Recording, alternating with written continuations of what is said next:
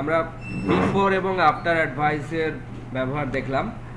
তো আমরা যদি এখন এরকম চিন্তা করি যে কোনো একটা অ্যাডভাইস, কোনো একটা টার্গেট মেথড কলের বিফোর এবং আফটার উভয় জায়গাতেই কাজ করবে, তাহলে আমরা নর্মালি একটা ওইটার জন্য একটা বিফোর রাখতে পারি বা একটা আফটার রাখতে পারি, তাহলে ওটা বিফোর বা আফটার হিসেবে কাজ করবে। কিন্তু এটা আরেকটু স্মার্টার ওয়েতে করা যায় অ্যারাউন্ড অ্যাডভাইসের মাধ্যমে।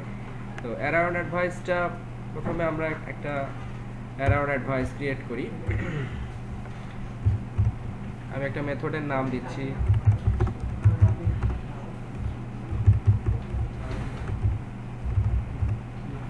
অ্যারাউন্ড অ্যাডভাইস, এবং অ্যারাউন্ড অ্যাডভাইসের জন্য আমাদের যে অ্যানোটেশনটা লাগবে সেটা হচ্ছে @around। তো অ্যারাউন্ড অ্যাডভাইস ব্যবহার করতে গেলে আমাদেরকে দুইটা জিনিস মনে রাখতে হবে। সেটা হচ্ছে যে অ্যারাউন্ড অ্যাডভাইসের ক্ষেত্রে আমাদের যে অ্যারাউন্ড অ্যাডভাইসের যে মেথডটা থাকবে সেখানে আমাদেরকে একটা প্যারামিটার ইউজ করতে হবে। সে প্যারামিটারটা হচ্ছে প্রসিডিং জয়েন্ট পয়েন্ট।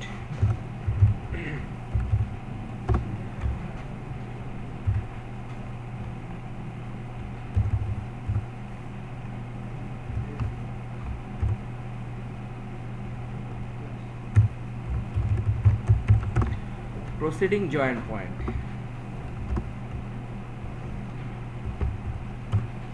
আমরা একটা প্যারামিটার ইউজ করলাম প্রসিডিং জয়েন্ট পয়েন্ট, এবং এইখানে এই অ্যাডভাইস মেথডের মধ্যে আমাদেরকে একটা মেথড কল করতে হবে proceeding joint point dot proceed. Actually proceeding joint point dot proceed এই মেথডটা আসলে আমাদের টার্গেট মেথডকে কল করবে। দ্যাট মিন্স যখন অ্যারাউন্ড অ্যাডভাইসের মধ্যে আসবে তখন অ্যারাউন্ড অ্যাডভাইস যেহেতু মেথডের বিফোর এবং আফটার কাজ করে, সুতরাং আমরা এই প্রসিডিং জয়েন্ট পয়েন্ট মানে এই parameter proceeding joint point dot proceed actually আমাদের টার্গেট মেথডকে কল করবে, এবং এই টার্গেট মেথডের কল হওয়ার আগে এবং পরে যে কাজগুলো আমরা করতে চাই সেগুলো আমরা এই মেথডের আগে এবং পরে লিখব। ঠিক আছে, এটা ম্যান্ডেটরি না যে আমরা এখানে আমাদের proceeding joint point proceeding joint পয়েন্টের আগে আমরা যদি প্রিভিয়াস বিফোর কাজটা করতে চাই তাহলে বিফোরের কাজগুলো আমরা এর আগে লিখব এবং মেথডের আগে এবং এটার পরে লিখব। তো প্রসিডিং জয়েন্ট পয়েন্টটা কল করতে গেলে আমাদের এখানে একটা ট্রাই ক্যাচ ব্লক লাগবে, এবং এই ট্রাই ক্যাচের মধ্যে আমরা মূলত হচ্ছে এখানে এক্সেপশন না, আমরা এখানে ব্যবহার করব হচ্ছে থ্রোয়েবল।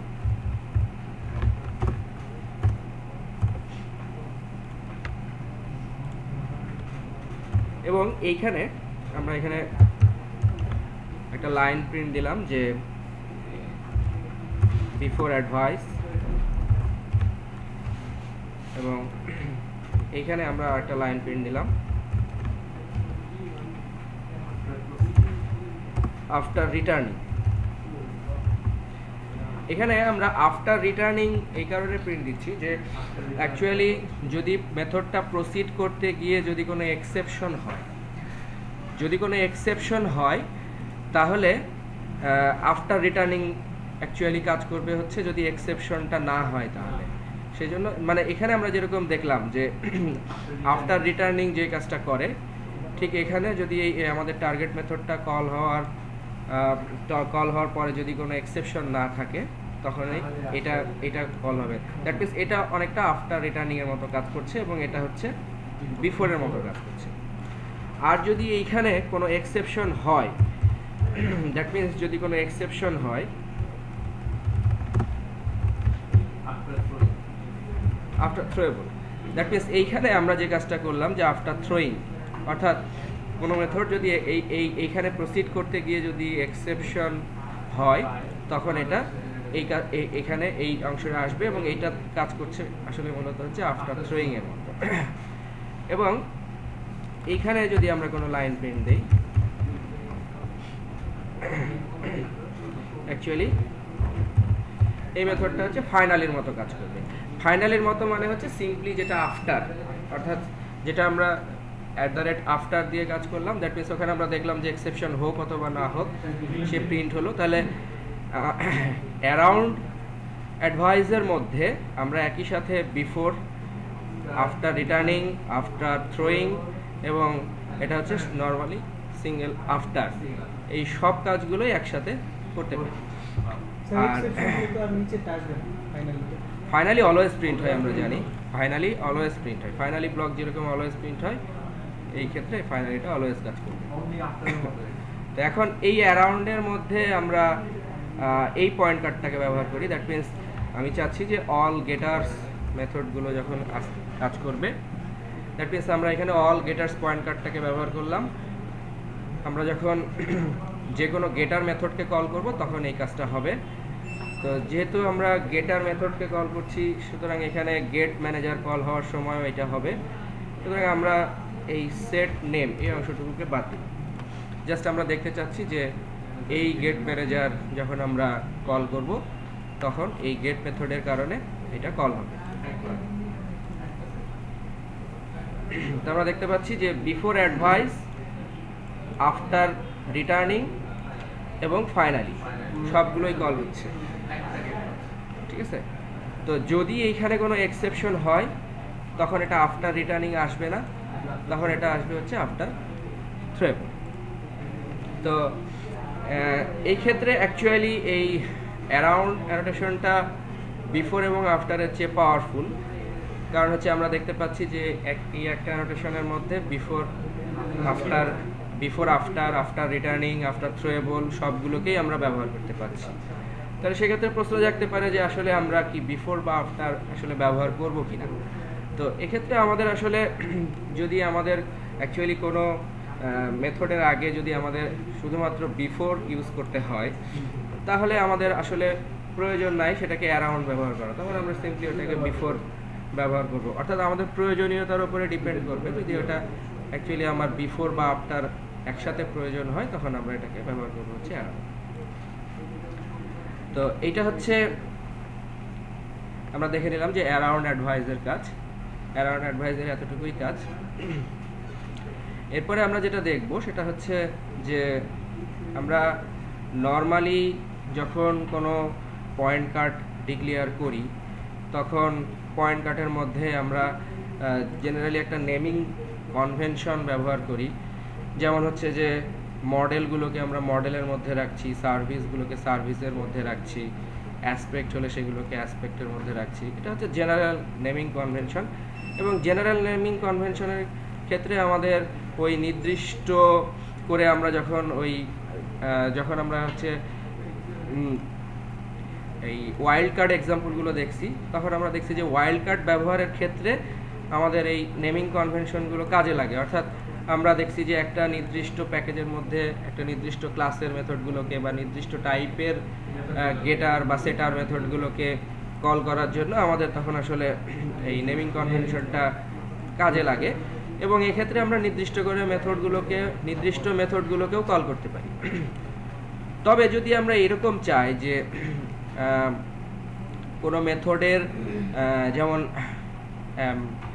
ধরেন আমরা এখানে এমপ্লয়ি সার্ভিসের মধ্যে মনে করেন যে আমরা চাচ্ছি যে এই একটা নির্দিষ্ট মেথডের ওপরে এগুলোকে অ্যাপ্লাই করতে, আইদার গেট ম্যানেজার অথবা সেট ম্যানেজার অথবা যে কোনো বিনের যে কোনো একটা সিম্পল নির্দিষ্ট মেথড অথবা যে মেথডগুলোকে আমরা ইন্ডিকেট করব শুধুমাত্র সেই মেথডগুলোর উপরে অ্যাডভাইসটা কল হবে।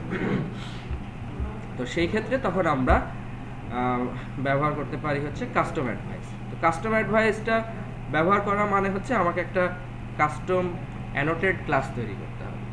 তো কাস্টম অ্যানোটেড ক্লাস তৈরি করার জন্য মনে করেন আমরা এখানে অ্যাসপেক্ট এই প্যাকেজটার মধ্যে একটা কাস্টম অ্যানোটেড ক্লাস ইউজ করব। এটার জন্য আমরা এখানে দেখব যে ক্যাটাগরি এবং ফাইল টাইপস থেকে জাভা অ্যানোটেশন টাইপ। এখানে মনে করেন আমরা এখানে একটা ক্লাস ডিক্লেয়ার করলাম লগআর। তো সিম্পলি একটা অ্যানোটেড টাইপ এভাবে ডিক্লেয়ার করতে হয়, এর ভিতরে আর কোনো কিছু না থাকলেও চলে। অর্থাৎ আমরা জাস্ট একটা এরকম একটা লগর টাইপের একটা অ্যানোটেশন ডিক্লেয়ার করলাম। অর্থাৎ আমরা যখন এই অ্যানোটেশনটা ব্যবহার করব তখন এটা আমরা @logger এভাবে এটাকে ব্যবহার করতে পারবো। তো যদি আমরা এখানে এই কাস্টম অ্যানোটেশন ব্যবহার করতে চাই, যেমন এখানে আমরা পয়েন্ট কাটের মধ্যে অল গেটার্স ইউজ করলাম, এখন যদি আমরা অ্যারাউন্ডের মধ্যে ওই কাস্টম অ্যানোটেশনটা ব্যবহার করতে চাই, তাহলে আমাদেরকে লিখতে হবে @annotation। @annotation-এর মধ্যে আমাদের ওই লগারটা ছিল হচ্ছে এই অ্যাসপেক্ট প্যাকেজের মধ্যে, সেম প্যাকেজের মধ্যেই ছিল। আমাদেরকে এখানে লিখতে হবে .logger। তাহলে এইখানে আমরা একটা কাস্টম অ্যাডভাইস ইউজ করছি, এবং আমি চাইলাম যে এই কাস্টম অ্যাডভাইসটা শুধুমাত্র ইএমপি সার্ভিসের এই ম্যানেজারের উপরে অ্যাপ্লাই হবে। তখন আমরা কি করব, এইখানে সার্ভিসের মধ্যে এসে আমরা এখানে ব্যবহার করব @logger অ্যানোটেশন ব্যবহার করলাম, এবং এটা আমার তৈরি করা একটা অ্যানোটেশন। দ্যাট মিনস যখন গেট ম্যানেজার মেথডটা কল হবে তখনই কেবলমাত্র এই অ্যাডভাইসটা কাজ করবে। তো সেক্ষেত্রে এটা একটা কাস্টম অ্যাডভাইস।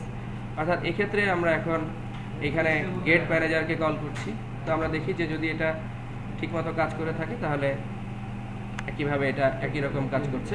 অর্থাৎ এখানে আমরা এই গেট ম্যানেজারকে কল করছি, গেট ম্যানেজার কল হওয়ার আগে বিফোর অ্যাডভাইস, আফটার রিটার্নিং এবং ফাইনালি এটা কল হচ্ছে।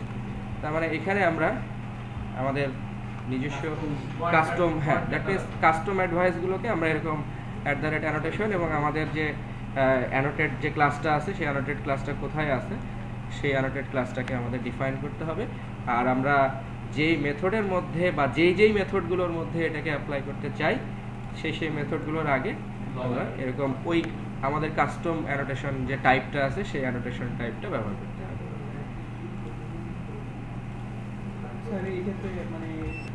এখানে আমরা হচ্ছে এর আগে যে অ্যাডভাইসটা ক্রিয়েট করলাম সে দেখলাম যে এখানে আমাদের অ্যাডভাইস মেথডটা হচ্ছে একটা ভয়েড টাইপের। এইখানে আমরা হচ্ছে যে অবজেক্ট আমাদের টার্গেট যে অবজেক্টটা, দ্যাট মিনস যে টার্গেটের অবজেক্টটা রান হচ্ছে সেই অবজেক্ট টাইপকে আমরা আবার এখানে রিটার্ন করতে পারি। যেমন এইখানে আমরা এখানে একটা রিটার্নিংয়ের মাধ্যমে একটা অবজেক্ট রিটার্ন ব্যবহার করলাম আফটার রিটার্নিং। এটা এই অ্যারাউন্ড অ্যানোটেশনের মধ্যেও এটাকে ব্যবহার করা যায়। সেক্ষেত্রে এটা আমি যে কোনো টাইপ ব্যবহার করতে পারি।